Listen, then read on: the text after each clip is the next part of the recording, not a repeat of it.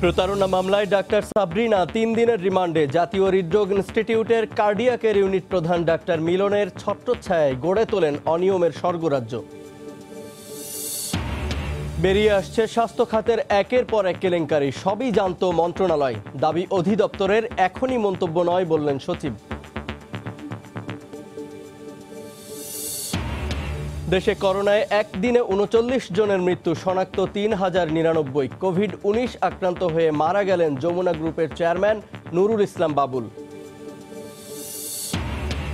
জাতীয় কমিটির সুপারিশ আমলে না নিয়ে অধিক সংক্রমিত ঢাকা, নারায়ণগঞ্জ, গাজীপুর ও চট্টগ্রামে কোরবানির হাট বসানোর সিদ্ধান্ত। ৩ দিনের বেশি বাড়ানো হবে না ঈদের ছুটি।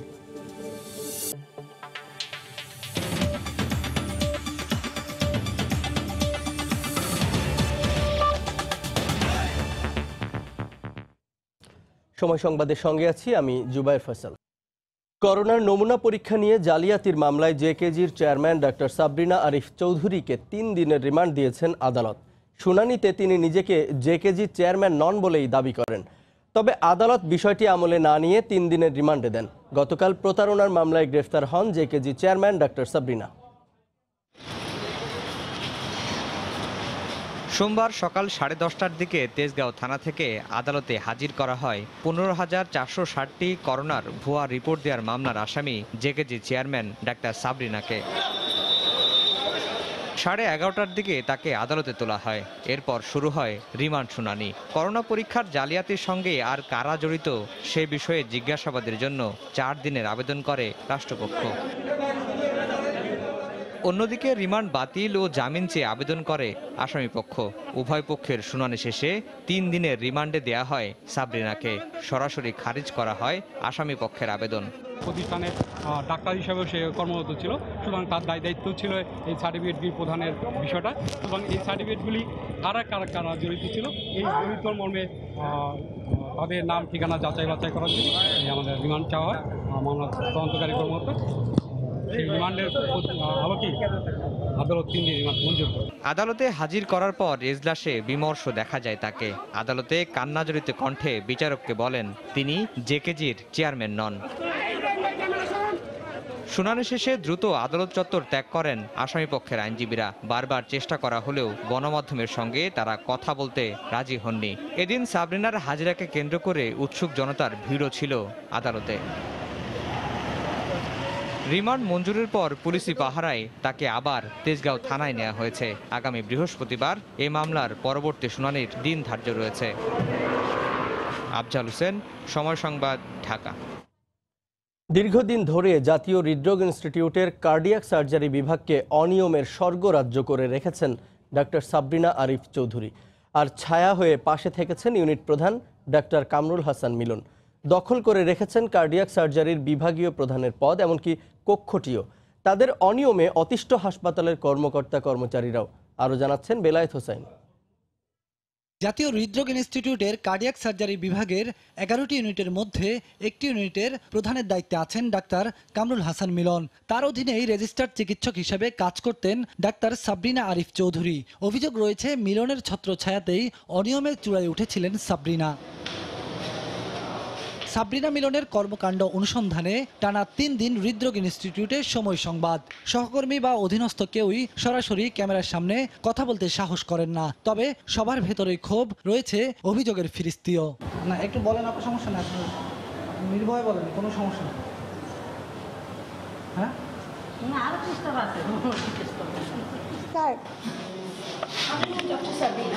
অভিযোগ রয়েছে সাবরিনা দিনের পর দিন কাজ না করেই নিতেন বেতন। ডাক্তার মিলনের সুনজরে থাকায় অনুপস্থিত থাকার পরও উঠে যেত হাজিরা খাতায় নাম।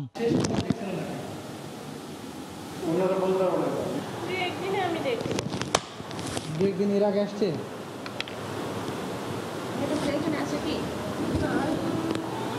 সাবরিনা মিলনের ঘনিষ্ঠতা মেনে নিতে পারেনি স্বামী আরিফ চৌধুরীও। এ নিয়ে হাসপাতালের ভেতরেই মিলনের সঙ্গে বিবাদে জড়ায় জেকেজির কর্ণধার আরিফ। এ ঘটনায় জিডিও হয় থানায়। যদি এরকম কোনো সম্পর্ক হতো, হাসপাতাল কর্তৃপক্ষ তো আমার এগেনস্টে মামলা করতো বা জিডি করতো, তার এগেনস্টে জিডি করতেন না। কেঁচো ঘুরতে বেরিয়ে আসে অনিয়মের সাপ। পদে না থেকেও কার্ডিয়াক সার্জারির বিভাগীয় প্রধানের কক্ষটি দীর্ঘদিন দখল করে রেখেছেন ইউনিট প্রধান কামরুল হাসান মিলন। নিজের নামের পাশেও লিখে রেখেছেন বিভাগীয় প্রধান। বাধ্য হয়ে বর্তমান বিভাগীয় প্রধান অধ্যাপক রামাপদ সরকার ছোট্ট একটি কক্ষে নেমপ্লেট লাগিয়ে কোনো মতে দায়িত্ব পালন করে যাচ্ছেন। সাইনবোর্ডও কিন্তু এখন নেমপ্লেটে বিভাগীয় প্রধানই লেখা আছে, খুলে নাই। এ বিষয়ে ক্যামেরার সামনে মুখ খুলতে রাজি হননি ডাক্তার কামরুল হাসান মিলন। আমি সেটা বলছি, যদি আমাকে পরিচালক মহোদয়ের সাথে কথা বলেন, উনি আমাকে পারমিশনে, আমার সাথে কথা হয়েছে ওনার আগে, যে কোনো মিডিয়া যে কোনো বিষয় ওনার সাথে কথা বলবেন। প্রশ্নের মুখোমুখি হৃদরোগ ইনস্টিটিউট প্রশাসনও। বিভাগীয় প্রধান প্রফেসর রামপদ, নেম প্লেট আসলে আমি ওভাবে খেয়াল করিনি যে নেম প্লেট যে চেঞ্জ করা হয় না, যদি থাকে তাহলে তা সরাইতে হবে। চোখের সামনে সবকিছু ঘটার পরও প্রশাসনিক ব্যবস্থা নিতে লিখিত অভিযোগের অপেক্ষায় হাসপাতাল প্রশাসন। বিলায়েত হোসাইন, সময় সংবাদ, ঢাকা। এদিকে রিজেন্ট গ্রুপের চেয়ারম্যান শাহেদ করিমের প্রতারণা থেকে ছাড় পায়নি ব্যাংকিং সেক্টরও। বেশ কয়েকটি ব্যাংক থেকে কয়েক কোটি টাকা ঋণ নিয়ে সেগুলো আর ফেরত দেয়নি শাহেদ। ব্যাংকে মামলা করলেও জামিন না নিয়ে দিব্যি ছিলেন তিনি। ব্যাংক কর্তৃপক্ষ বলছে, ঋণের টাকা পরিশোধের জন্য শাহেদকে বারবার বলা হলেও কোনো গ্রাহ্য করেননি তিনি। সাধারণ মানুষের পাশাপাশি ব্যাংকিং সেক্টরেও ছিল রিজেন্ট চেয়ারম্যান শাহেদের প্রতারণার জাল।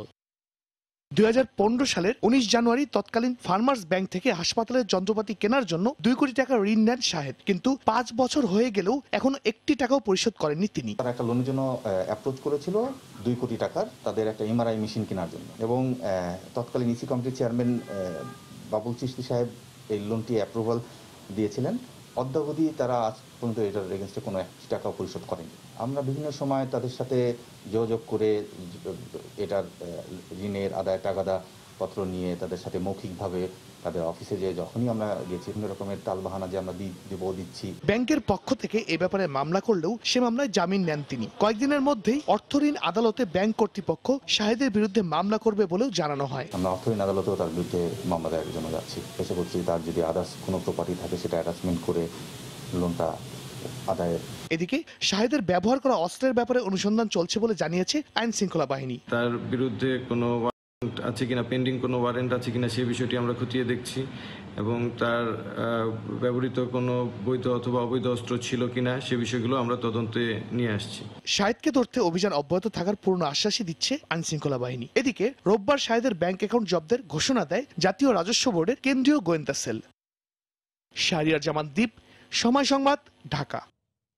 দিন দিন খারাপ হচ্ছে করোনা পরিস্থিতি। এখন যেখানে অনেক বেশি সমন্বয়ের দরকার, সেখানে আরও বেশি প্রকাশ্য হচ্ছে স্বাস্থ্য খাতের বিপর্যস্ত চিত্র। একের পর এক কেলেঙ্কারির ঘটনা প্রকাশের পর মন্ত্রণালয় দুষছে অধিদপ্তরকে, আর অধিদপ্তর বলছে মন্ত্রণালয়ের সম্মতিতেই হচ্ছে সব কাজ। সমন্বয়হীনতার পুরো বিষয়টিকে অনাকাঙ্ক্ষিত বলে মনে করছেন বিশেষজ্ঞরা। এহসান জুয়েলের রিপোর্ট। সচিবালয় থেকে মহাখালীর স্বাস্থ্য অধিদপ্তর দূরত্ব 8.5 কিলোমিটার, কিন্তু দেশে করোনার প্রাদুর্ভাব শুরুর পর থেকে এই দুটি প্রতিষ্ঠানের মধ্যে বোঝাবুঝির ফারাক যেন যোজন যোজন। ছবি বলছে, রিজেন্ট হাসপাতালে শাহেদের সঙ্গে চুক্তি স্বাক্ষর অনুষ্ঠানে অধিদপ্তরের মহাপরিচালকের পাশাপাশি ছিলেন স্বাস্থ্যমন্ত্রী, সচিব সহ সবাই। গত 11 জুলাই গণমাধ্যমে পাঠানো সংবাদ বিজ্ঞপ্তিতে মহাপরিচালকের দাবি, মন্ত্রণালয়ের ঊর্ধ্বতন কর্তৃপক্ষের নির্দেশেই রিজেন্টের সাথে হয়েছে চুক্তি, কিন্তু বিষয়টি অস্বীকার করে স্বাস্থ্য মন্ত্রণালয়। পরের দিনই এই বিষয়ে ব্যাখ্যা চেয়ে আগামী 3 দিনের মধ্যে কারণ দর্শানোর নোটিশ দেওয়া হয় মহাপরিচালককে। এই বিষয়ে সোমবার কথা বলতে চাওয়া হয় স্বাস্থ্য সচিবের সাথে। তিনি মহাপরিচালকের ব্যাখ্যা আসার আগে আগামী 3 দিন কথা বলতে নারাজ। স্বাস্থ্য অধিদপ্তরের সঙ্গে যে চিঠিটা আপনারা সেই বিষয়টা আমরা ব্যাখ্যা চাইছি, ব্যাখ্যাটা চেয়েছি, এইটাই ব্যাখ্যাটা আসুক করে নেবেন। পরে সমন্বয়হীনতার বিষয়ে স্বাস্থ্যমন্ত্রী জাহিদ মালেকের কাছে আলাদা করে জানতে চাওয়া হলে এই বিষয়ে কথা না বলে এড়িয়ে যান তিনি। তবে বিশেষজ্ঞরা বলছেন, জাতীয় দুর্যোগের এই সময়টায় শীর্ষ দুটি প্রতিষ্ঠানের মধ্যে সমন্বয়হীনতা দুঃখজনক। সমন্বয়হীনতার অভিযোগ বাংলাদেশে প্রথম থেকেই ছিল, এখন মনে হচ্ছে এটা প্রকাশ্যে এসে গেছে। এই সমন্বয়হীনতা দূর করা উচিত। যদি দূর করা না যায়, জাতিকে এটার জন্য ফলভোগ করতে হবে। মন্ত্রণালয় ও অধিদপ্তরের পরস্পরের দোষারোপের এই খেলা দুটি প্রতিষ্ঠানের গ্রহণযোগ্যতাকে প্রশ্নবিদ্ধ করার পাশাপাশি করোনা মোকাবেলায় অব্যবস্থাপনাকে আরও দৃশ্যমান করে তুলছে। এহসান জুয়েল, সময় সংবাদ, ঢাকা। সবশেষ 24 ঘন্টায় সারা দেশে করোনা আক্রান্ত হয়ে মারা গেছেন 39 জন। এ নিয়ে ভাইরাসটিতে মৃতের সংখ্যা দাঁড়ালো 2339 জন। দ্বিতীয়বার পরীক্ষার দরকার না হওয়া এবং পরীক্ষার ফি নির্ধারণের কারণে আগের তুলনায় নমুনা সংগ্রহের সংখ্যা কমেছে বলে জানিয়েছে স্বাস্থ্য অধিদপ্তর। সোমবার স্বাস্থ্য অধিদপ্তরের নিয়মিত অনলাইন বুলেটিনে জানানো হয়, এদিনও ঢাকা বিভাগে সবচেয়ে বেশি সংখ্যক 19 জন করোনায় মারা গেছেন। গত কয়েকদিন চট্টগ্রাম বিভাগের মৃতের সংখ্যা বেশি থাকলেও আবারও রাজধানীতে মৃতের সংখ্যা বেড়ে 1195 জনে দাঁড়িয়েছে। 24 ঘন্টায় মৃত্যুবরণ করেছেন 39 জন এবং এ পর্যন্ত 2391 জন। ঢাকা বিভাগে 1195 জন, চট্টগ্রামে 623 জন, রাজশাহী 121 জন, খুলনা 128 জন, বরিশাল 88 জন, সিলেট 105 জন, রংপুর 75 জন এবং ময়মনসিংহ 56 জন। এদিকে প্রতিদিনই কমছে দেশে নমুনা সংগ্রহের সংখ্যা। এ নিয়ে 3টি কারণ ব্যাখ্যা করে সংস্থাটি। বিশ্ব স্বাস্থ্য সংস্থার নিয়ম অনুযায়ী এখন আর দ্বিতীয়বার পরীক্ষা করার দরকার হচ্ছে না। মন্ত্রণালয় কর্তৃক নির্ধারিত একটি ফি ধার্য করা হয়েছে পরীক্ষা করার জন্য, সেই কারণে কিছুটা কমতে পারে। আতঙ্কটা অনেকটাই কমে গেছে, মানুষ অনেকটা রিল্যাক্টেন্ট বলা যায় পরীক্ষা করার বিষয়ে, আগ্রহ কম দেখাচ্ছে। ব্রিফিংয়ে দাবি করা হয় সারা দেশে সাধারণ শয্যা 1497টি এবং আইসিইউ খালি আছে 188টি। 14,664টি সাধারণ শয্যা, রোগী ভর্তি আছে 4,167 জন এবং খালি আছে 10,497টি সাধারণ শয্যা। আইসিইউ শয্যা সারা দেশে 374টি, রোগী ভর্তি আছে 186 জন এবং খালি আছে 188টি। প্রাণীজ আমিষের রোগ প্রতিরোধ ক্ষমতা বাড়ানোর জিন গ্রহণ এবং ভিটামিন ডির জন্য সূর্য আলোকের সামনে যাওয়ার পরামর্শ স্বাস্থ্য অধিদপ্তরের। শাতিলা শারমিন, সময় সংবাদ, ঢাকা। দেশে করোনা আক্রান্ত হয়ে আরও 39 জন মারা গেছেন। এ নিয়ে মৃতের সংখ্যা দাঁড়ালো 2391 জনে। করোনার সবশেষ পরিস্থিতি নিয়ে স্বাস্থ্য অধিদপ্তরের নিয়মিত বুলেটিন বিশ্লেষণ করবেন রিপোর্টার ফারুক ভুঁইয়া রবিন। কোভিড-19 সংক্রমণ শনাক্তের 128তম দিনে বাংলাদেশ। এদিন নমুনা পরীক্ষার বিপরীতে এই যাবৎকালের মধ্যে আক্রান্ত শনাক্তের হার ছিল সর্বোচ্চ, অন্যদিকে প্রাণ হারিয়েছেন আরও 39 জন। তবে আশার বিষয় হলো দেশে সুস্থতার হারও বাড়ছে ক্রমেই।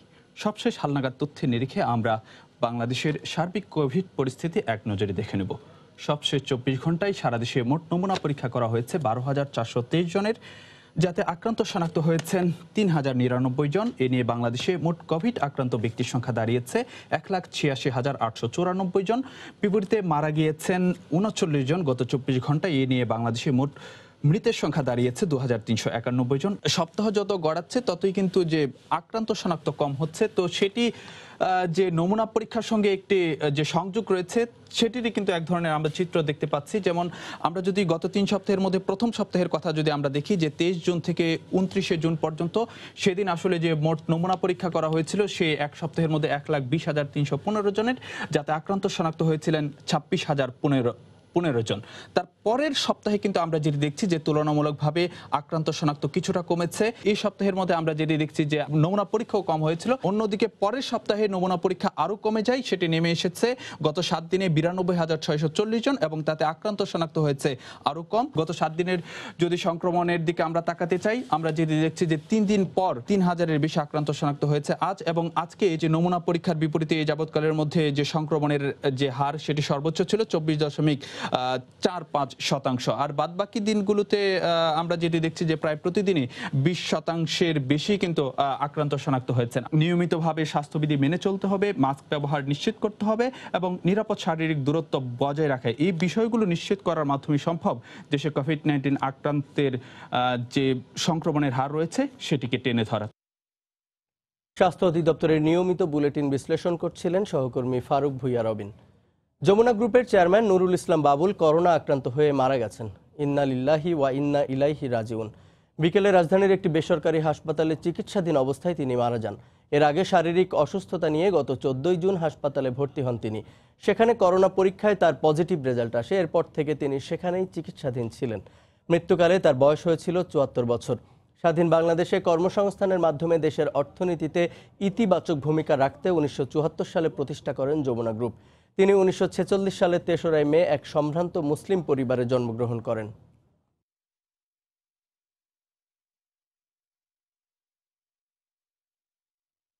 করোনা মোকাবিলায় জাতীয় টেকনিক্যাল পরামর্শ কমিটির সুপারিশ আমলে না নিয়ে ঢাকা, চট্টগ্রাম, গাজীপুর কিংবা নারায়ণগঞ্জে গরুর হাট বসানোর সিদ্ধান্ত নিয়েছে সরকার। ধর্মীয় এই উৎসবের ক্ষেত্রে এটি অবাস্তব উল্লেখ করে স্থানীয় সরকার মন্ত্রী জানিয়েছেন, অনলাইনে পশু বেচাকেনার পাশাপাশি স্বাস্থ্যবিধি মেনে বিভিন্ন স্থানে গরুর হাট বসবে। তবে এ সিদ্ধান্তে করোনা পরিস্থিতির আরও অবনতি হওয়ার আশঙ্কা টেকনিক্যাল কমিটির। করোনা পরিস্থিতি নিয়ন্ত্রণে রাজধানী সহ চট্টগ্রাম, গাজীপুর ও নারায়ণগঞ্জে গরুর হাট না বসানোর সুপারিশ করে শনিবার সচেতন থাকার পরামর্শ দেওয়া হয় করোনা মোকাবিলায় জাতীয় কারিগরি পরামর্শ কমিটির পক্ষ থেকে। অন্যান্য স্থানে হাট বসানো হলেও শহরের মধ্যে হাট না বসানোর সুপারিশ করা হয়, কিন্তু পরামর্শ কমিটির সুপারিশ উপেক্ষা করে রাজধানী ঢাকা সহ দেশের বিভিন্ন স্থানে স্বল্প পরিসরে গরুর হাট বসানোর সিদ্ধান্তের কথা জানান স্থানীয় সরকার মন্ত্রী। হাট না বসাটা তো আসলে ইমপ্র্যাকটিক্যাল। মানুষকে উৎসাহিত করছি অনলাইনে গরু কিনা বেচা করার জন্য, কিন্তু এতদ সত্ত্বেও যে সমস্ত পশুর হাট বসাটা একান্ত জরুরি হবে সেটা যেন নাকি স্বাস্থ্যবিধি মেনে কিনা বেচা করা হয়। তবে ঢাকা, চট্টগ্রাম কিংবা নারায়ণগঞ্জের মতো শহরে করোনাকালে গরুর হাট হতে পারে মরার উপর খাড়ার ঘা, যা চলমান করোনা সূচককে আরও ঊর্ধ্বমুখী করার শঙ্কা জাতীয় পরামর্শক কমিটির। ঢাকা, নারায়ণগঞ্জ, গাজীপুর এবং চিটাগাংয়ে গরুর হাটটা না বসানোর পরামর্শ দিয়েছে। আর এর বাইরে যেসব জায়গায় গরুর হাট হবে সেই গরুর হাটগুলোতে যদি যথাযথ স্বাস্থ্যবিধি মেনে চলা হয়, খোলা মাঠে একটু দূরে দূরে গরুর দাঁড় করিয়ে বেচাকেনা এবং এই রকম স্বাস্থ্যবিধি মেনে যদি এই 4টি এলাকার বাইরে গরুর হাট বসানো যায়। অনলাইন পদ্ধতিতে 20 থেকে 25 লাখ গরু বেচাকেনার মতো অবস্থা নেই বলেও জানান স্থানীয় সরকার মন্ত্রী। প্রসূন আশিস, সময় সংবাদ, ঢাকা। আসছে কোরবানি ঈদে সরকারি ছুটি 3 দিনই থাকবে জানিয়ে মন্ত্রিপরিষদ সচিব বলেছেন, কোনো সরকারি কর্মকর্তা কর্মচারী ছাড়তে পারবেন না কর্মস্থল। সকালে প্রধানমন্ত্রী শেখ হাসিনার সভাপতিত্বে মন্ত্রিসভার নিয়মিত বৈঠকের পর ব্রিফিংয়ে একথা জানান তিনি। এছাড়া খুলনায় শেখ হাসিনা মেডিকেল বিশ্ববিদ্যালয় আইন 2020-এর অনুমোদন ও 7ই মার্চকে ঐতিহাসিক জাতীয় দিবস ঘোষণার চূড়ান্ত সিদ্ধান্ত দেয়া হয় বৈঠক থেকে। 1 মাস পর অনুষ্ঠিত হলো মন্ত্রিসভার নিয়মিত বৈঠক। করোনার বাস্তবতায় গণভবন থেকেই ভিডিও কনফারেন্সে এই বৈঠকে সভাপতিত্ব করেন প্রধানমন্ত্রী। সচিবালয় থেকে সংযুক্ত ছিলেন মন্ত্রিসভার অন্যান্য সদস্যরা। বৈঠক শেষে সংক্রমণ রোধে প্রধানমন্ত্রীর নির্দেশনা তুলে ধরে ব্রিফিং করেন মন্ত্রিপরিষদ সচিব। তিনি বলেন, ছুটি 3 দিনের বেশি হবে না। ঈদের সময় যে 3 দিন ছুটি আছে, এই 3 দিন ছুটি বর্ধিত হবে না। আর যে যেখানে থাকবে, যার যেখানে কর্মস্থল, সে তার হেডকোয়ার্টার ত্যাগ করতে পারবে না। এছাড়া সভায় খুলনা শেখ হাসিনা মেডিকেল বিশ্ববিদ্যালয় আইন 2020-এর খসড়ায় নীতিগত অনুমোদন দেয়া হয়েছে। ক শ্রেণীতে 7ই মার্চকে ঘোষণা করা হয়েছে ঐতিহাসিক জাতীয় দিবস হিসেবে। রাজশাহী, চট্টগ্রাম, সিলেট মেডিকেল বিশ্ববিদ্যালয়ের জন্য প্রণীত আইনসমূহের সাথে সামঞ্জস্য রেখে এই আইনটি প্রণয়ন করা হয়েছে। 7ই মার্চকে জাতীয় ঐতিহাসিক দিবস হিসেবে ঘোষণা করা এবং মন্ত্রিপরিষদ বিভাগে যে পরিপত্র আছে তার ক ক্রমিকে অন্তর্ভুক্তকরণের প্রস্তাব। 7ই মার্চের বিষয়ে উচ্চ আদালতের একটি রুলের পরিপ্রেক্ষিতে মন্ত্রিসভায় গৃহীত এসব সিদ্ধান্ত অবহিত করা হবে বলেও জানানো হয় ব্রিফিংয়ে। দেবাশিস রায়, সময় সংবাদ, ঢাকা। সময় সংবাদে আরও থাকছে।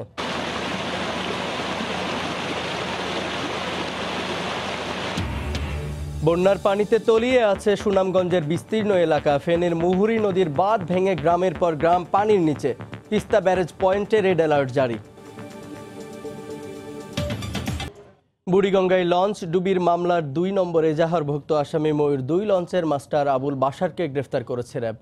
কেরানীগঞ্জ থেকে মধ্যরাতে তাকে গ্রেফতার করা হয়। গত 29শে জুন ময়ূর 2 লঞ্চের ধাক্কায় মর্নিং বার্ড লঞ্চ ডুবে গেলে 36 জন যাত্রী নিহত হন। ঘটনার পর থেকেই গা ঢাকা দেন আবুল বাশার। পরে গোয়েন্দা তথ্যের ভিত্তিতে সোমবার মধ্যরাতে দক্ষিণ কেরানীগঞ্জের হাসনাবাদ থেকে আবুল বাশারকে গ্রেফতার করে র্যাবের একটি দল। দুর্ঘটনার পরপরই একটি তদন্ত কমিটি গঠন করে নৌপরিবহন মন্ত্রণালয়। কমিটি ময়ূর 2-এর মাস্টার এবং চালকের অদক্ষতা ও অবহেলার প্রমাণ পাওয়ার কথা জানায়।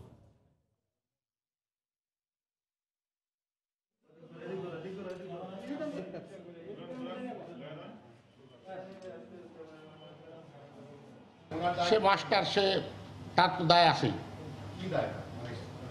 সে চালক, সে তো চালক, তার তো দায় আছে, তার অবহেলা আছে। এগুলো তদন্তে পূর্ণাঙ্গটা বেরোবে।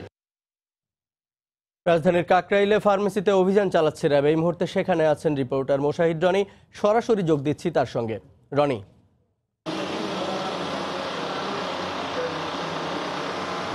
জুবায়ের, আপনাকে প্রথমেই বলে রাখছি যে কাকরাইলের এই যে লাজ ফার্মার শাখাটি, সেখানে কিন্তু বিপুল পরিমাণ মেয়াদ উত্তীর্ণ, অবৈধ এবং বিদেশি অনুমোদনহীন ওষুধ পাওয়া গেছে, যেগুলো আসলে কোনোভাবেই অনুমোদন প্রাপ্ত নাই। সেই ওষুধগুলোর কারণে এখন পর্যন্ত যে আইনি ব্যবস্থা নেওয়া হয়েছে, অর্থাৎ 5 জনকে 25 লাখ টাকা জরিমানা করা হয়েছে এখন পর্যন্ত, এবং অনাদে 3 মাসের জেলের কথা বলা হয়েছে। তার পাশাপাশি আপনাকে জানাতে চাই যে বিপুল পরিমাণে ওষুধ জব্দ হয়েছে তার বাজারের মূল্যমান হচ্ছে প্রায় 30 লাখ টাকা এখন পর্যন্ত। আপনি জানেন যে লাজ ফার্মা হচ্ছে দেশের সুনামধন্য একটি এবং সবচেয়ে বড় যে ওষুধ বিক্রির একটি প্রতিষ্ঠান।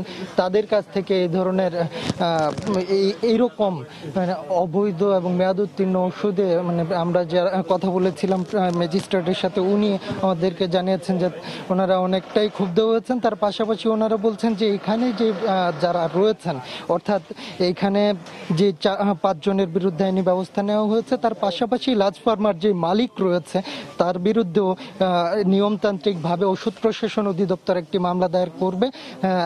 অর্থাৎ তারা বলতে চেয়েছেন যে শুধুমাত্র একটি শাখায় না, এর সাথে জড়িত রয়েছে লাজ ফার্মার কর্তৃপক্ষ, এর দায় এড়াতে পারে না, সেই হিসেবে তাদের বিরুদ্ধেও আইনি ব্যবস্থা নেওয়া হবে। তার পাশাপাশি আপনি জানেন যে বৈশ্বিক সংকট করোনা, এই করোনার মধ্যে যে স্বাস্থ্য খাতের যে বিভিন্ন ধরনের সংকট বেরিয়ে এসেছে, তার মধ্যে অবৈধ, ভেজাল এবং মেয়াদ উত্তীর্ণ ওষুধও কিন্তু একটি বিরাট প্রভাবক হিসেবে কাজ করছে। অর্থাৎ বেরিয়ে আসছে বিপুল পরিমাণে এই ধরনের অনিয়ম এবং অব্যবস্থাপনা। আমরা এখানে কিছু ক্রেতা পেয়েছিলাম যারা বিভিন্ন রকম অভিযোগ নিয়ে এসেছিলেন। তারা আমাদেরকে জানিয়েছিলেন যে আমরা বেশ কিছু প্রমাণ পেয়েছি।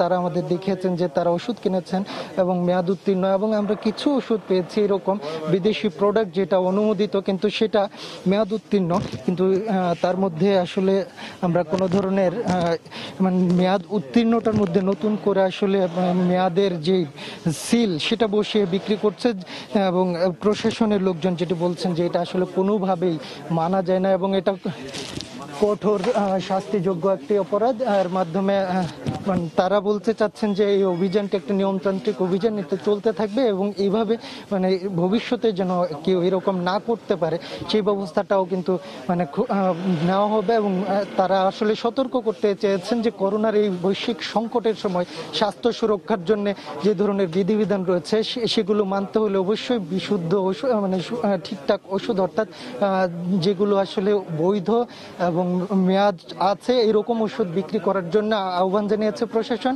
জুবাইর, এখান থেকে অর্থাৎ এই কাকরাইলের লাজ ফার্মার থেকে র্যাবের অভিযানের এই ছিল সর্বশেষ। পরবর্তী ফয়সাল। কাকরাইলে ঔষধ ব্যবসা প্রতিষ্ঠানে অভিযান চালাচ্ছে র্যাব, সে খবর জানাতে আমাদের সঙ্গে যোগ দিয়েছিলেন সহকর্মী মোশাহিদ রনি। বিশ্ব স্বাস্থ্য সংস্থার নিয়ম মেনে আজ থেকে শুরু হচ্ছে শাহজালাল আন্তর্জাতিক বিমানবন্দরে বিদেশগামী যাত্রীদের স্বাস্থ্য পরীক্ষা। বিমানবন্দর কর্তৃপক্ষ জানিয়েছে স্বাস্থ্য বিভাগের সঙ্গে সমন্বয় করে কাজ শুরু করবেন তারা। তবে সব আন্তর্জাতিক ফ্লাইটে যাত্রীদের কোভিড নেগেটিভ সার্টিফিকেট রাখার নির্দেশনা দিয়ে 2-1 দিনের মধ্যে সার্কুলার জারি করা হবে বলেও জানানো হয়। আন্তর্জাতিক বিমান চলাচল সংস্থা আইকাওয়ের কোনো নির্দেশনা না থাকলেও দেশের ইমেজ রক্ষায় ও করোনা পজিটিভ যাত্রীর বিদেশ যাওয়ার ঠেকাতে এই সিদ্ধান্ত নেওয়া হয়েছে। মন্ত্রণালয় থেকে লিখিত আদেশ আসার পর সিদ্ধান্ত বাস্তবায়ন করা হবে বলে জানায় বিমানবন্দর কর্তৃপক্ষ। 16 জুন আন্তর্জাতিক রুটে সীমিত পরিসরে ফ্লাইট চালুর পর বাংলাদেশ বিমানসহ 5টি এয়ারলাইন্স ফ্লাইট পরিচালনা করছে। বিমানবন্দরের পরিচালক জানান, আজকের মধ্যেই স্বাস্থ্যকর্মীরা বিদেশগামীদের স্বাস্থ্য পরীক্ষা করাবেন। স্থাপন করা হবে আলাদা ডেস্ক।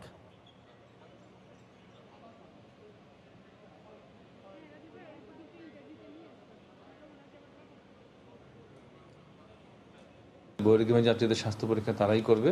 তো এই ব্যাপারে আমরা স্বাস্থ্যের যারা কর্মকর্তা আছেন তাদের সাথে সমন্বয় করে আমরা অতি সত্বর এই তাদের ফ্যাসিলিটি রাখার বন্দোবস্ত আমরা করব এবং তারা কাজ করা শুরু করবে, আমাদের বহির্গামী যাত্রীদের স্বাস্থ্য পরীক্ষা করবে। এই মুহূর্তে শাহজালাল আন্তর্জাতিক বিমানবন্দরে আছেন সহকর্মী হাজিরা শিউলি, সরাসরি যোগ দিচ্ছি তার সঙ্গে। শিউলি, জুবাইর, আপনি জানেন যে আজ বিকাল নাগাদই বিদেশগামী যাত্রীদের স্বাস্থ্য বিভাগের তত্ত্বাবধানে যে স্বাস্থ্য পরীক্ষার যে বিষয়টি শাহজালাল বিমানবন্দর পরিচালক জানিয়েছিলেন যে বিকাল থেকে শুরু করা হতে পারে, তবে এখনও কিন্তু তা শুরু করা হয়নি এবং বিকাল পর্যন্ত যে ফ্লাইটগুলো ছিল সবগুলো কিন্তু ছেড়ে গেছে। এর মধ্যে বাংলাদেশ বিমান, এমিরেটস এবং কাতার এয়ারও, যেমন চায়না ইস্টার্ন এয়ারলাইন্সের ফ্লাইটগুলো তাদের যাত্রীদের নিয়ে বিভিন্ন গন্তব্যে ছেড়ে গেছে। এবং এখানে আরেকটি বিষয় জানিয়ে রাখি যে গতকাল আন্তঃ মন্ত্রণালয়ের সভায় বিদেশগামী সব যাত্রীদের জন্য কোভিড নেগেটিভ সার্টিফিকেট বাধ্যতামূলক করার যে সিদ্ধান্ত নেওয়া হয়েছিল সেটিও কিন্তু এখনও কার্যকর করা হয়নি। এবং বিমানবন্দর কর্তৃপক্ষ বলেছেন যে যেহেতু যারা 2-1 দিনের আগে ফ্লাইট কেটেছেন তাদের কোভিড অল্প সময়ের মধ্যে কোভিড নেগেটিভ সার্টিফিকেট সংগ্রহ করা কঠিন হবে এবং আন্তঃমন্ত্রণালয় সভার যে সিদ্ধান্ত সেটির লিখিত কোনো নির্দেশনা এখনও তাদের কাছে এসে পৌঁছায়নি।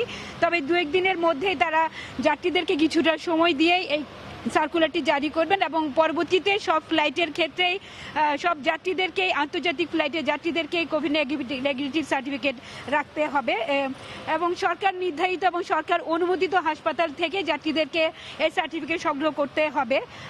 তারা আরও বলেছেন যে আসলে নির্দিষ্ট করে প্রবাসী শ্রমিকদের জন্য যে একটি টেস্টিং সেন্টার স্থাপন করার কথা সেটি এখনো হয়নি এবং কোন কোন হাসপাতাল থেকে নেবেন সে বিষয়ে তাদের কাছে কোনো লিখিত নির্দেশনা আসেনি। তবে বিমান বাংলাদেশ এয়ারলাইন্স 2 দিন আগে তাদের এটি এক বিজ্ঞপ্তিতে জানিয়েছিল যে দুবাই এবং আবুধাবিগামী ফ্লাইটের সংযুক্ত আরব আমিরাতের যে অনুমোদিত যে হেলথ সেন্টারগুলো আছে সেগুলোতে, সেই সেন্টারগুলো থেকে তাদেরকে কোভিড নেগেটিভ সার্টিফিকেট সংগ্রহ করতে হবে এবং তারা সরকারি হাসপাতালগুলোর প্রতি জোর দিয়েছেন। এবং আপনারা এখানে একটি বিষয়ে জানিয়ে রাখি যে এখনও কিন্তু সীমিত পরিসর ফ্লাইট চালুর পর মাত্র 5টি এয়ারলাইন্সে ফ্লাইট পরিচালনা করছে এবং অনেক দেশই কিন্তু এখনও বাংলাদেশের যাত্রী প্রবেশে নিষেধাজ্ঞা বহাল রেখেছে, তাই পুরোদমে কিন্তু ফ্লাইট এখনও চলছে না। এবং বিদেশগামী যাত্রীদের স্বাস্থ্য পরীক্ষার বিষয়ে যে কথাটি জানাতে চাই যে বিদেশ থেকে আগত যাত্রীদের জন্য এখানে স্বাস্থ্য অধিদপ্তরের হেলথ ডেস্ক আছে 5টি এবং প্রত্যেকটিতে চিকিৎসক, নার্স এবং স্যানিটারি ইন্সপেক্টর আছে। তবে বিদেশগামী যাত্রীদের জন্য যে স্বাস্থ্য পরীক্ষার ব্যবস্থা সেটি হচ্ছে মূলত বিমানবন্দরের নিরাপত্তা কর্মীরাই তাদের দেহে তাপমাত্রা পরীক্ষা করেন এবং এয়ারলাইন্সগুলো তাদের স্ব উদ্যোগেই হচ্ছে যে তাপমাত্রা পরীক্ষা করে থাকেন এবং যে হেলথ ডিক্লারেশন ফর্ম আছে সেই তথ্যগুলো তারা যাচাই বাছাই করেন। তবে আগামীতে হচ্ছে একটি হেলথ ডেস্ক স্থাপন করা হবে এবং বহির্গামী যাত্রীদের জন্য থার্মাল স্ক্যানার স্থাপন করা হতে পারে বলে স্বাস্থ্য বিভাগের এখানকার যে কর্মকর্তা জানিয়েছেন। জুয়ার, এই ছিল আমার কাছে এখনকার মতো বিমানবন্দর থেকে সব শেষ। গত কয়েকদিনের টানা বৃষ্টি ও পাহাড়ি ঝলে ফেনীর মুহুরী ও কহুয়া নদীর বন্যা নিয়ন্ত্রণ বাঁধের একাধিক স্থানে ভাঙন দেখা দিয়েছে। এই মুহূর্তে ফেনীর ফুলগাজী উপজেলায় আছেন রিপোর্টার আতিয়ার সজল। বিস্তারিত জানতে সরাসরি চলে যাচ্ছি তার কাছে। সজল। ফয়সাল, আপনাকে একটু তথ্য দিয়ে রাখি, সেটা হচ্ছে গত কয়েকদিনের যে টানা বৃষ্টি এবং যে ভারতের উজান থেকে নেমে আসা পাহাড়ি ঢল, সেই নদী সেই তোড়ে কিন্তু ফেনীর মুহুরী এবং কহুয়া নদীর যে স্বাভাবিক উচ্চতা পানির সেটি বৃদ্ধি পেয়ে প্রায় 130 বা 35 সেন্টিমিটার বৃদ্ধি পেয়েছিল এবং গতরাতে এই যে শহর যে বন্যা নিয়ন্ত্রণ বাঁধ রয়েছে সেই বাঁধের প্রায় 9টি স্থানে বিভিন্ন জায়গায় ভাঙনের সৃষ্টি হয়ে প্রায় 15টি গ্রাম ফুলগাজী এবং পরশুরামের 15টি গ্রাম প্লাবিত হয়েছে এবং সেই প্লাবিত হওয়ার ফলে আমরা দেখতে পাচ্ছেন ফুলগাজী এবং পরশুরাম যে আঞ্চলিক সড়কটি রয়েছে সেই সড়কে এখন কোথাও হাঁটু পানি, কোথাও বা হাঁটু পানির বেশি জমা হওয়ার কারণে এখানে কিন্তু যান চলাচলের অনুপযোগী হয়ে পড়েছে, যার কারণে কিন্তু এখানে দেখা যাচ্ছে মানুষের চলাচল অনেকটা বিঘ্ন ঘটছে, অনেকটা ভোগান্তি পোহাতে হচ্ছে। শুধু তাই নয়, আমরা দেখেছি যে সকল প্লাবিত গ্রাম, সে সকল গ্রামের বিভিন্ন পাকা বাড়ি, আধা পাকা বাড়ি তো মানে ভেঙে গিয়েছে বা অনেক ঘরের তলা থেকে মাটি সরে গিয়েছে, তারা খুবই কষ্টে রয়েছেন। এবং সেই সাথে এখানকার যে ফসলি জমি রয়েছে আমন বীজতলা, একর পর একর আমন বীজতলা তলিয়ে গিয়েছে। এবং আপনাকে যদি বলে রাখি, এবং ওই এলাকার অনেক স্থানীয়রা জানিয়েছেন মাছেরও ব্যাপক ক্ষতি হয়েছে, অনেকের ঘের এবং পুকুরের মাছ তলিয়ে গিয়ে তারা ক্ষতির মুখে পড়েছেন। এবং আপনাকে যদি জানিয়ে রাখি, এই ঘটনার পর এখানের স্থানীয় যারা রয়েছেন, জেলা প্রশাসক আসছেন, জেলা প্রশাসক এবং পানি উন্নয়ন বোর্ডের কর্মকর্তারা এসে ঘুরে গিয়েছেন যে বন্যা কবলিত এলাকা। তবে স্থানীয়দের যে কথা বা তাদের যে দাবি, প্রতি বছরই এই বর্ষা মৌসুমে একাধিকবার এরকম এই বন্যার কবলে পড়ে বাঁধ ভেঙে, কিন্তু এর স্থায়ী সমাধানের কথা বারবার বলা হলো, বারবার দাবি জানানো হলো। প্রতি বছরই পানি উন্নয়ন বোর্ড বা বিভিন্ন সংশ্লিষ্ট বিভাগ থেকে বারবার কিন্তু যা আশ্বাস দেওয়া হয়, কিন্তু সে আশ্বাসের প্রেক্ষিতে তারা কোনো বাস্তবায়ন দেখে না, যার কারণে প্রতি বছর বর্ষা মৌসুম এলেই তাদের এরকম দুর্ভোগে পড়তে হয়, ভোগান্তির শিকার হতে হয়। এবং এই অঞ্চলের মানুষ এই ঘটনার প্রেক্ষিতে যেটা বলছেন যে তারা কোনো ত্রাণ অথবা অস্থায়ী সংস্কার চান না, তারা চান স্থায়ী সমাধান, যাতে করে প্রতি বছরের ন্যায় আগামী বছরগুলোতে যারা যেন এই ধরনের বন্যার কবলে না পড়তে হয় এবং তারা যেন এই বাঁধটির যথাযথ যে সম্প্রসারণ করা সেইভাবে যেন এই বাঁধটির সংস্কার করে অথবা এই বাঁধটি নদী থেকে নিরাপদ দূরত্বে সংস্কার করে বা নিয়ে যাওয়া হয়। তা না হলে এই ধরনের দুর্ভোগ আগামী বছরের অপেক্ষা করছে এবং যেসব ভাঙ্গা বাঁধ রয়েছে 9টি স্থানে তা কতদিনে আবার মেরামত করা হবে বা এই ভাঙ্গা বাঁধ দিয়ে আর কতবার তাদেরকে বন্যার কবলে পড়তে হবে তার কোনো সঠিক পরিসংখ্যান তাদের জানা নেই এবং তাদের এ ব্যাপারে অভিজ্ঞতা খুবই বাজে। এই ছিল এখানকার সবশেষ বন্যার অবস্থা। ফয়সাল। ফেনী থেকে প্লাবিত জনপদের খবর জানাচ্ছিলেন সহকর্মী আতিয়ার সজল। শুধু ঢাকার চারপাশ নয়, নগরীর মধ্যে দখল হয়ে যাওয়া খাল ও আদি বুড়িগঙ্গার চ্যানেল উদ্ধার করে ঢাকার ভেতরেও সরকারের নৌযান চলাচল শুরুর পরিকল্পনা রয়েছে বলে জানিয়েছেন নৌ প্রতিমন্ত্রী খালিদ মাহমুদ চৌধুরী। সকালে ঢাকার চারপাশের নদীটির রক্ষা কাজের অগ্রগতি পরিদর্শন শেষে তিনি কথা জানান। প্রকল্প পরিচালক জানান, ইতিমধ্যেই শুরু হওয়া কাজের প্রায় 60% শেষ হয়েছে। প্রাণ ফেরা বুড়িগঙ্গা, দৃষ্টির ক্যানভাসে টলটলে জল, ভরা বর্ষা যেন নদীর প্রকৃতি সেজেছে তার আপন রূপে। কালো ঘুটঘুটে পানি আর দুর্গন্ধে মাস কয়েক আগেও যেখানে নদী পাড়ের মানুষ বোবা কান্নায় মুষড়ে ছিল, ঋতুচক্রে এখন সেখানেই অথই জলরাশি। পাখির চোখে দেখা যায় যৌবন ফিরেছে তুরাগ সহ ঢাকার চারপাশের অন্য সব নদীতে। সোমবার নৌ প্রতিমন্ত্রীর সঙ্গে ঢাকার চারপাশের নদীটির রক্ষা কাজের অগ্রগতি পরিদর্শনে গিয়ে এমনই যৌবনবতী নদীর রূপ উঠে আসে ক্যামেরার চোখে। সরেজমিন ঘুরে দেখা যায় করোনার সাথে পাল্লা দিয়ে চলছে নদী রক্ষার কাজও। ঢাকা নদী বন্দর অধীনে প্রায় 1200 সীমানা প্রায় ভিজিবল করে ফেলেছি। 5000 পাইলের মধ্যে আমাদের 3200 পাইল হয়ে গেছে ঢাকা বন্দরে। আমরা যে কাজগুলো করেছি তার প্রায় 60-70% কাজ করেছে। পরিদর্শন শেষে নৌ প্রতিমন্ত্রী জানান, চিহ্নিত জায়গা পুনর্দখল করলে তা আরো বড় অপরাধ হিসেবে গণ্য হবে। নদী দখল করে পাওয়ার প্ল্যান্ট করবে এইরকম কোনো কারোর সঙ্গে আমাদের চুক্তি হয়নি। মাস্টার প্ল্যানটা বাস্তবায়ন করতে পারি তাহলে আমরা শুধু নদীর ঢাকার চারপাশে শুধু নৌ চলাচল নয়, ঢাকার মধ্য দিয়েও শহরের মধ্য দিয়েও নৌ চলাচল করা সম্ভব বলে আমি মনে করি। সংশ্লিষ্টরা বলছেন, ঢাকার চারপাশের নদীর বর্ষা মৌসুমের এই যৌবনা রূপ ধরে রাখতে হলে একদিকে যেমন নদীর তলদেশে থাকা কয়েক স্তরের ময়লা তুলে ফেলার পাশাপাশি বন্ধ করতে হবে ঢাকার চারপাশের নদীর সঙ্গে থাকা হাজার হাজার সুয়ারেজ ও ড্রেনেজ লাইনগুলো। মাহমুদ রাকিব, সময় সংবাদ, ঢাকা। কক্সবাজার সমুদ্র সৈকতে প্লাস্টিক বর্জ্যের সঙ্গে আজও ভেসে এসেছে 2টি মৃত কচ্ছপ। অবমুক্ত করা হয়েছে আরও 10টি সামুদ্রিক কচ্ছপ। সকালে সমুদ্র সৈকতের লাবণী ও কলাতলি পয়েন্টে মৃত অবস্থায় 2টি সামুদ্রিক কচ্ছপ ভেসে আসে। একই সময়ে উদ্ধার করা হয় আহত আরও 10টি। পরে তাদের সমুদ্রে অবমুক্ত করেন লাইফগার্ড কর্মীরা। এই ঘটনায় জেলা প্রশাসনের পক্ষ থেকে 5 সদস্যের একটি তদন্ত কমিটি গঠন করা হয়েছে। এখনও পর্যন্ত সৈকতের 10 কিলোমিটার এলাকা জুড়ে বর্জ্য পড়ে থাকলেও পরিষ্কারে কোনো উদ্যোগ নেওয়া হয়নি। ঘটনাস্থলে পরিদর্শনে যাননি পরিবেশ অধিদপ্তরের কোনো কর্মকর্তাও। এদিকে মৃত কচ্ছপ থেকে দুর্গন্ধ ছড়াচ্ছে বলে অভিযোগ স্থানীয়দের।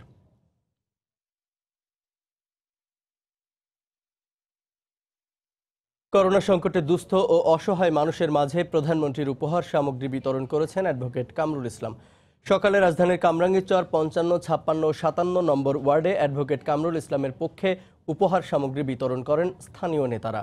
করোনা সংকটে শুরু থেকেই তারা জনগণের পাশে দাঁড়িয়েছেন। তাদের এ ধরনের কার্যক্রম সংকট চলাকালে অব্যাহত থাকবে বলেও জানান নেতারা। আর এসব উপহার সামগ্রী পেয়ে সন্তুষ্ট নিম্ন আয়ের মানুষেরা।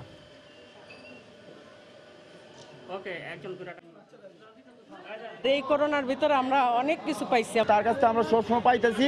আমরা এই আশা করি তাদের জন্য আমরা শুভকামনা করি। 56 নম্বর ওয়ার্ডে 1067 জন দুস্থ অসহায় গরিব মানুষের মাঝে মাননীয় প্রধানমন্ত্রীর ত্রাণ উপহার আমরা পৌঁছে দিচ্ছি। ঈদ উপলক্ষে আজকে আমরা এখানে প্রায় 1130 জন এই দুস্থ মানুষের মাঝে আমরা ত্রাণ বিতরণ করছি। যতদিন পর্যন্ত মহামারী আছে, আমাদের মাননীয় সংসদ ঘোষণা করছেন এই মহামারী চলাকালীন পর্যন্ত এই জনগণের পাশে থাকা এবং জনগণকে সহযোগিতা করা। দেশের বাইরের করোনা পরিস্থিতির খবর। যুক্তরাষ্ট্রে করোনা ভাইরাসে আক্রান্তের সংখ্যা 34 লাখ ছাড়িয়ে গেছে। আজও দেশটিতে প্রায় 60,000 আক্রান্ত হয়েছেন। রোববার ফ্লোরিডায় একদিনে সর্বোচ্চ 15,000-এরও বেশি মানুষের শরীরে কোভিড-19 শনাক্ত হয়েছে। এ নিয়ে বাংলাদেশিদের মধ্যে নতুন করে আতঙ্ক দেখা দিয়েছে। নিউ ইয়র্ক থেকে আরও জানাচ্ছেন হাসানুজ্জামান সাকি। করোনা ভাইরাস এখন মরণ কামড় বসিয়েছে ফ্লোরিডায়। অঙ্গরাজ্যটিতে একদিনে সর্বোচ্চ সংখ্যক আক্রান্ত হয়েছে, মৃত্যুর সংখ্যাও বাড়ছে। এ নিয়ে বাংলাদেশি কমিউনিটির মধ্যেও বেড়েছে আতঙ্ক। গতকাল শুনলাম 2 জন মারা গিয়েছে ফ্লোরিডাতে, এখন তো একদম ঘরের কাছে চলে এসেছে। এতে আমরা খুবই চিন্তিত। পাবলিক প্লেস সেগুলোতে যতটুকু পারি আমরা অ্যাভয়েড করতেছি, বিশেষ করে বয়স্ক লোকরা এই ব্যাপারে খুবই সাবধান। মসজিদগুলোতে আমরা খুবই সতর্কতা অবলম্বন করতেছি।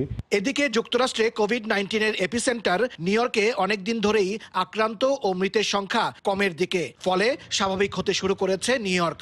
অফিস, ব্যবসা প্রতিষ্ঠান, রেস্টুরেন্ট থেকে শুরু করে বর্তমানে নিউ ইয়র্কের পরিস্থিতি মোটামুটি স্বাভাবিক মনে হচ্ছে, কিন্তু মনে হয় না এই স্বাভাবিকতা বেশিক্ষণ টিকবে। করোনা হলে একটু আগে থেকে একটু ঠিক হয়েছে। আগে অনেক খুব খারাপ অবস্থা ছিল, অলমোস্ট এভরিডে 1000 মানুষ মারা যেত। এখন অ্যাকচুয়ালি টুডে অলমোস্ট 0 মানুষ মারা গেছে রিপোর্টেড।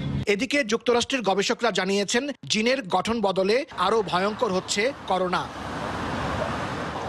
এই অবস্থায় যেভাবে সবকিছু খুলে দেওয়া হচ্ছে, তাতে করে আবারও নিউ ইয়র্কে করোনা ভাইরাসে আক্রান্তের সংখ্যা বেড়ে যেতে পারে বলে আশঙ্কা অনেকের। রোগ বিশেষজ্ঞদের মতে যুক্তরাষ্ট্রে আবারও করোনা ভাইরাস ছড়িয়ে পড়ায় সরকারকে নতুনভাবে পরিকল্পনা গ্রহণ করতে হবে, আর তা না হলে যুক্তরাষ্ট্রে করোনা পরিস্থিতি আরও মারাত্মক হতে পারে। হাসানুজ্জামান সাকি, সময় সংবাদ, নিউ ইয়র্ক। এ পর্যায়ে শীর্ষ সংবাদগুলো জানিয়ে দিচ্ছি আরেকবার। প্রতারণা মামলায় ডাক্তার সাবরিনা 3 দিনের রিমান্ডে। জাতীয় হৃদরোগ ইনস্টিটিউটের কার্ডিয়াকের ইউনিট প্রধান ডাক্তার মিলনের ছত্রছায়ায় গড়ে তোলেন অনিয়মের স্বর্গরাজ্য। বেরিয়ে আসছে স্বাস্থ্য খাতের একের পর এক কেলেঙ্কারি। সবই জানত মন্ত্রণালয়, দাবি অধিদপ্তরের। এখনই মন্তব্য নয়, বললেন সচিব।